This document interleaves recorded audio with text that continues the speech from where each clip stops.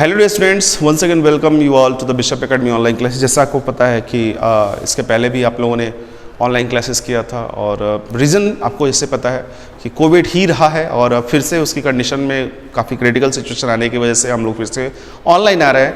तो मैं फ़िलहाल आपको इंट्रोड्यूस कर दूं अपने बारे में। मैं अमित सर हूं, जैसा कि आप लोग जानते भी होंगे, and I am teaching here about the business for class 11th।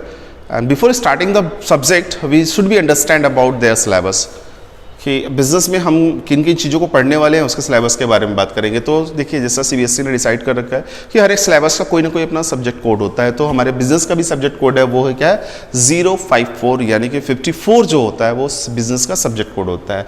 And in ये हमारा नए ईयर का जो आपका सेशन है, नया सेशन जो स्टार्ट हो रहा है, उसके लिए ये सिलेबस है। ये सिलेबस ऑलरेडी आपको सीबीएसई के साइट्स पे अपलोडेड मिलेगा, लेकिन जहाँ तक मुझे लग रहा है कि पिछले बार की तरह इसमें कुछ अभी भी बदलाव आएंगे, क्योंकि ये जो सिलेबस है इसमें कोई रिडक्शन नहीं है, लेकिन पॉसिबिलिटीज़ है कि थोड़े बहुत चेंजेस हों जिस तरीके की कंडीशन अभी रन कर रही है। सो डियर स्टूडेंट्स, पहले ये समझ लें कि हमारा जो पेपर बनता है वो बनता है टोटल 80 मार्क्स का, जिसमें 20 मार्क्स हमारे जो होते हैं इसके साथ साथ क्या होते हैं वो प्रैक्टिकल के होते हैं। इस तरीके से देखें तो टोटल 100 मार्क्स का हमारा पेपर बनता है, जो कि 3 आवर्स में हमको डील करना होता है 80 मार्क्स के क्वेश्चन को। इसमें हमारे पास जो पढ़ने वाले कंटेंट है, इस पूरी बुक्स में हम 2 पार्ट को समझेंगे, जिसमें हमारा पहला पार्ट होता है foundation of business, and then after second part होता है फाइनेंस एंड ट्रेड की बात करें तो पहला पार्ट और दूसरा पार्ट आपकी बुक में सेम ही होता, एक ही बुक में मिल जाता है। टोटल देखें तो 10 यूनिट्स हैं। तो पहले यूनिट्स में हम समझेंगे nature and purpose of a business, then second unit में फॉर्म्स ऑफ बिजनेस ऑर्गेनाइजेशन। पहले तो नेचर समझेंगे, बिजनेस कैसा होता है, किस तरीके की चीज़ें होती है उसमें, ठीक है। उसके साथ उसके फॉर्म्स ऑफ बिजनेस ऑर्गेनाइजेशन का, फिर public, private and global enterprise जो कि यूनिट नंबर 3 में हम समझेंगे, और साथ ही साथ बिजनेस सर्विसेज यूनिट नंबर 4 में, और उसके बाद इमर्जिंग मोड। इमर्जिंग मोड के कॉन्सेप्ट की बात करें तो आज के टाइम में कौन कौन से नए नए तरीके आ रहे हैं बिजनेस को करने के लिए, उनकी बात कर रहे हैं, वो हम समझेंगे किसमें, इमर्जिंग मोड की बात करें तो यूनिट नंबर 5 में। एंड 6 में social responsibilities of a business and the business ethics के बारे में समझेंगे। तो ये जो 1 to 6 का पार्ट है वो पार्ट ए का है, जो फाउंडेशन ऑफ बिजनेस की बात करता है। पार्ट बी की बात करें तो फाइनेंस एंड ट्रेड की बात करता है, जो फाइनेंस से रिलेटेड कॉन्सेप्ट होते हैं, फाइनेंस से रिलेटेड जो रिक्वायरमेंट होती है बिजनेस को कैसे कंप्लीट करती है, उसमें सोर्स ऑफ बिजनेस फाइनेंस जो 7th यूनिट होता है।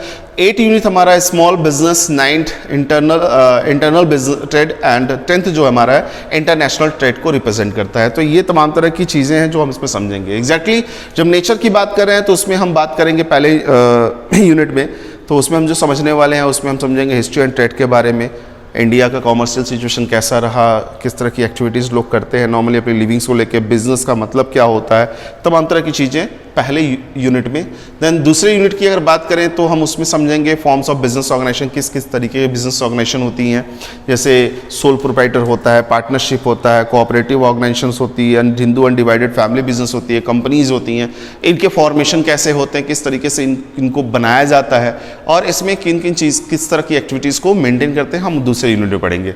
तीसरी यूनिट की अगर बात करें तो public, private and global enterprises की अगर बात करेंगे तो पब्लिक इंटरप्राइजेस क्या होती है, किस तरह की इंटरप्राइजेस को, किस तरह के बिजनेस ऑर्गेनाइजेशन को हम पब्लिक मानेंगे, किस तरह के बिजनेस ऑर्गेनाइजेशन को प्राइवेट मानेंगे, और ग्लोबल लेवल पे जो बिजनेस ऑर्गेनाइजेशन होती है वो किस तरीके से काम करती है, और क्या किन तरह के बिजनेस ऑर्गेनाइजेशन को ग्लोबली मानते हैं। देन हम बिजनेस सोर्सेज सर्विसेज की बात करेंगे। देखिए, बिजनेस तो हम कर लेते हैं, लेकिन बिजनेस सर्विसेज के बगैर इनकम्प्लीट होता है, यानी कि कैसे कौन कौन सी एक्टिविटीज़ जो बिजनेस सर्विसेज को रिप्रेजेंट करती हैं, ठीक है। हमारा प्रोडक्ट बनता कहीं और है, हम यूटिलाइज कहीं और करते हैं, तो वो हमारे तक कैसे आता है, हम कैसे प्रोडक्ट के बारे में जानकारी प्राप्त करते हैं, और भी क्या क्या चीज़ें हैं जिससे आफ्टर सेल सर्विसेज हमको या बिफोर सेल सर्विसेज जो दी जाती हैं, किसी सामान को चेक करने से, यूज़ करने से पहले भी लोग कहते हैं कि इसको आप चेक कर लो, उसके बाद आप इसको लो। उसके बाद क्या होता है कि सामान को बेचने के बाद भी लोग हमें सर्विसेज प्रोवाइड करते हैं। ये क्या कंडीशन होती है, कैसी होती है, इसको हम पढ़ेंगे यूनिट नंबर 4 में बिजनेस सर्विसेज के रूप में, जिसमें KPO BPO वगैरह भी हमारा आता है। फिर इमर्जिंग मोड की अगर बात करें, इमर्जिंग मोड में ये KPO BPO जो यूनिट नंबर 5 का है वो आता है। BPO की बात कर लें तो इमर्जिंग मोड का सेंस ये है कि आज के टाइम में नए नए तरीके क्या है बिजनेस को करने के लिए। जैसे बीपीओ एक बहुत कॉमन सेक्टर, कॉल सेंटर का नाम सुना होगा आपने, वो कैसे जनरेट होता है, और केपीओ क्या होता है, नॉलेज प्रोसेस आउटसोर्सिंग क्या होती है, और बीपीओ का फुल फॉर्म होता है बिजनेस प्रोसेस आउटसोर्सिंग। इन दोनों में डिफरेंसेस क्या है, ये कैसे डील करती है, उनके बारे में पढ़ेंगे। देन सोशल रिस्पॉन्सिबिलिटीज़, यानी कि बिजनेस जिस तरीके से पैसे के लिए भागता है, पैसे को कमाने का उसका मेन मोटिव होता है, तो उसके साथ साथ उसकी सोशल रिस्पॉन्सिबिलिटीज़ भी होती है, वो किस तरह की सोशल रिस्पॉन्सिबिलिटीज़ होती हैं उसके बारे में हम यूनिट नंबर 6 में पढ़ेंगे।